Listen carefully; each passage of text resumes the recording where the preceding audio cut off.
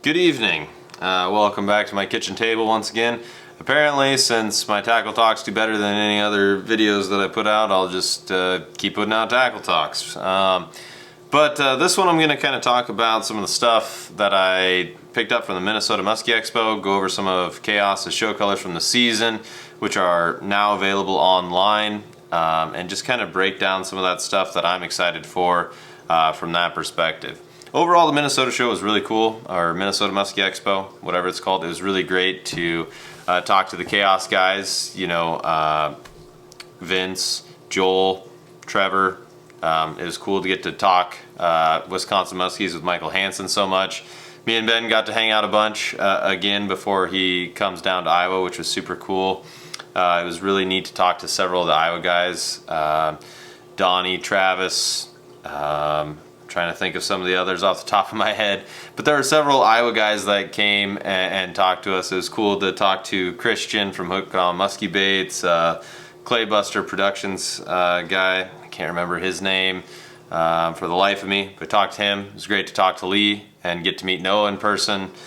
Just lots of good dudes, all talking muskies. It was just a phenomenal experience. I know that I've probably forgotten to mention someone, but yeah, it was really cool to get to talk to everyone and get some feedback on the videos, and it's really validating to know that people watch my videos, appreciate the stuff that I'm putting out there, and internalize some of the things that you know, I'm talking about to hopefully shorten some of their learning curves, since this sport can be quite taxing at times. But I digress.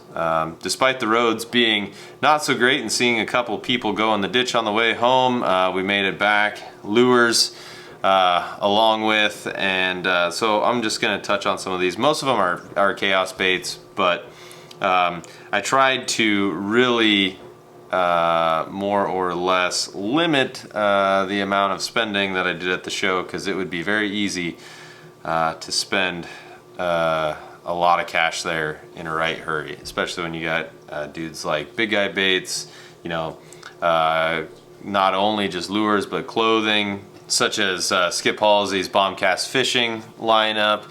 You had guys from Wreck and Rack there. I mean, it would just be, it would be very easy to spend a lot of money in a hurry, not to mention all the other vendors that are there.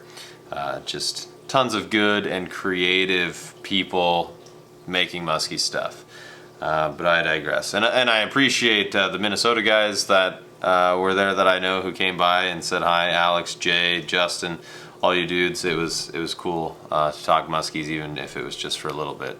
The other thing too is I could not believe how busy I was the entire time, and just like talking about gear, talking about rods, talking about muskies with just a multitude of people whom I knew or didn't know. It was a lot of fun. Really cool experience.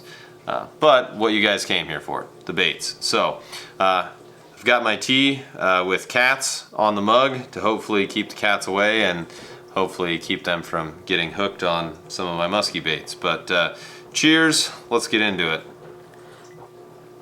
All right, so I think the first thing that I'm gonna do is just kind of run down all of the different colors of Medusas that I picked up. And this is not like all of the show colors, but the first one that I'm going to start with is the silver shad color. Hopefully the camera will cooperate and get nice focus there. Got some glitter, got some silver, got some black on there. Going to be really good for your shad based, crappie based kind of forages.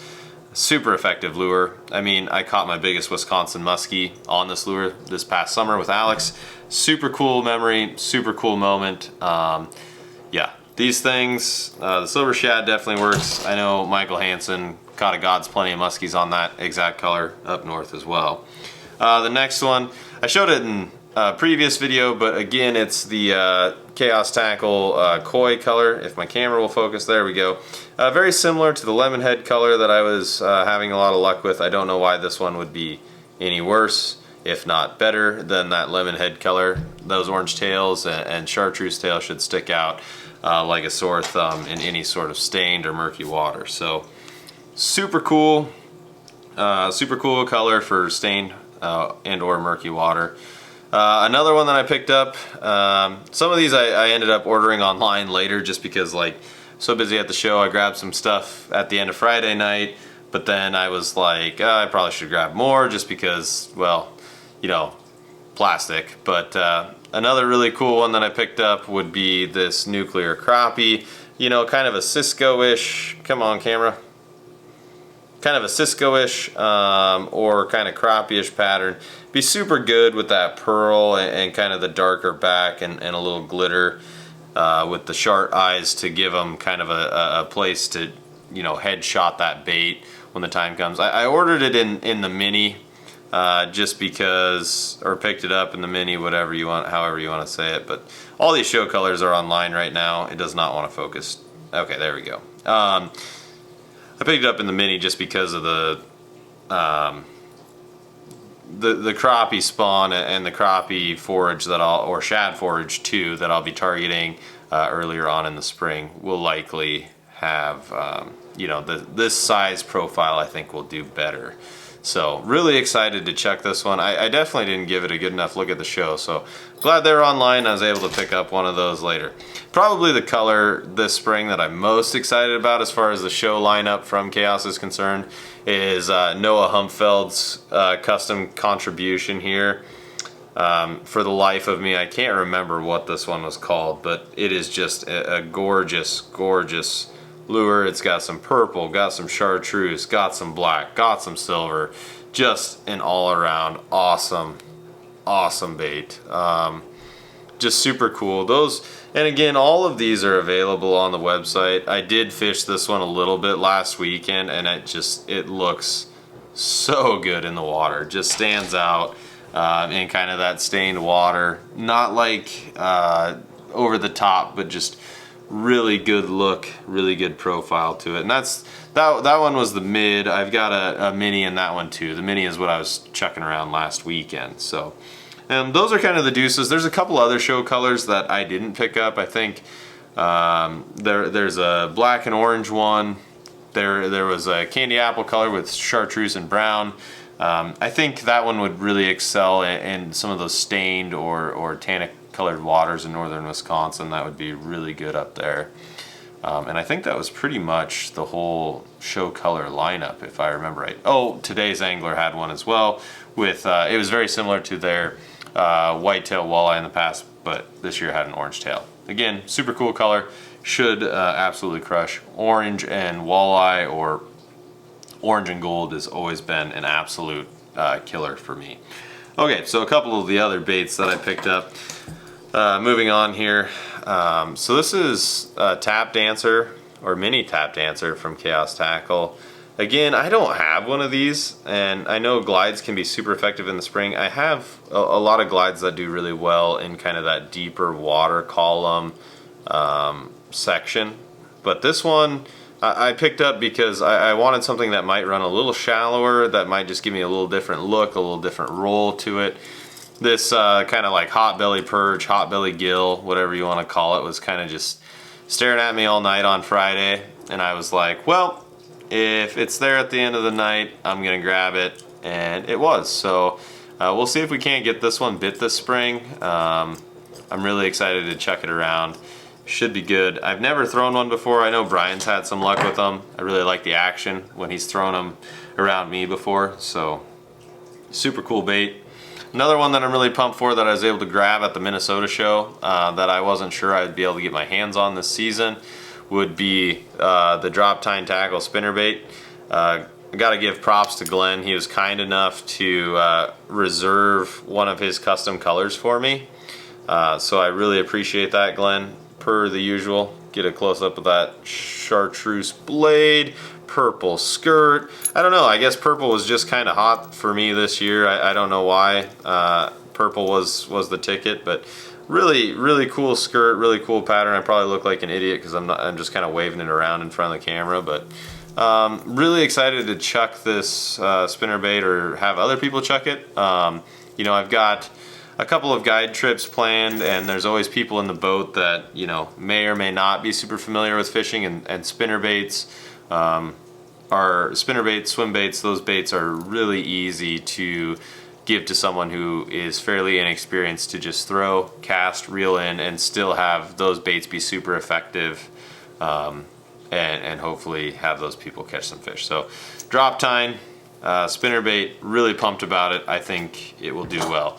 If it works half as good for me as it did for Glenn up north and Dave, I think I'll be in luck. Which, speaking of Glenn and Dave, super nice to meet them, hang out with them for a little bit at the Minnesota Musky Expo too. Last one on the list was the Lee Lures Heart Attack, the kind of jitterbug, flap tail, combo clicker.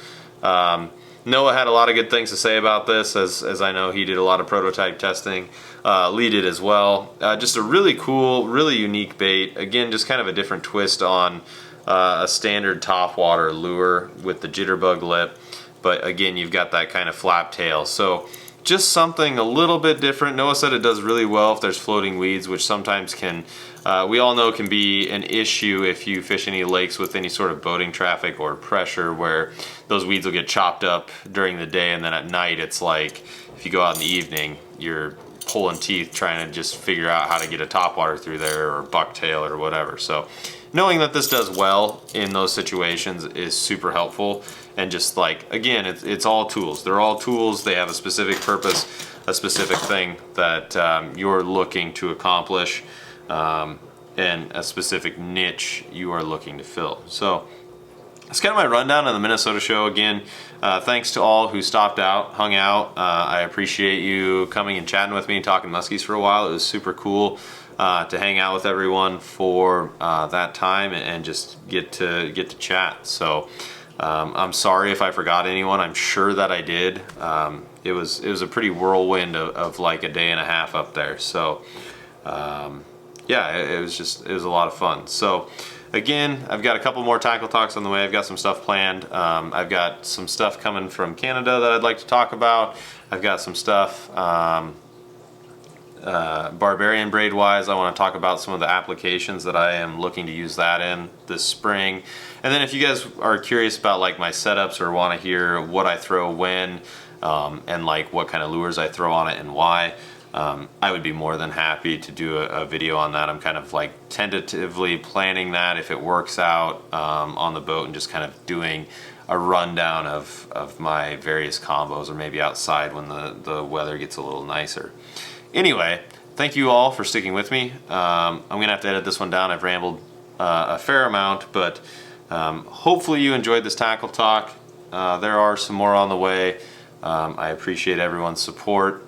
If you have any questions, always leave a comment, shoot me a direct message, whatever the case may be. I'm always here to try and facilitate people catching more fish. So if I can do it, I'd be glad to help. But without further ado, good luck in 23. Catch you on the next one.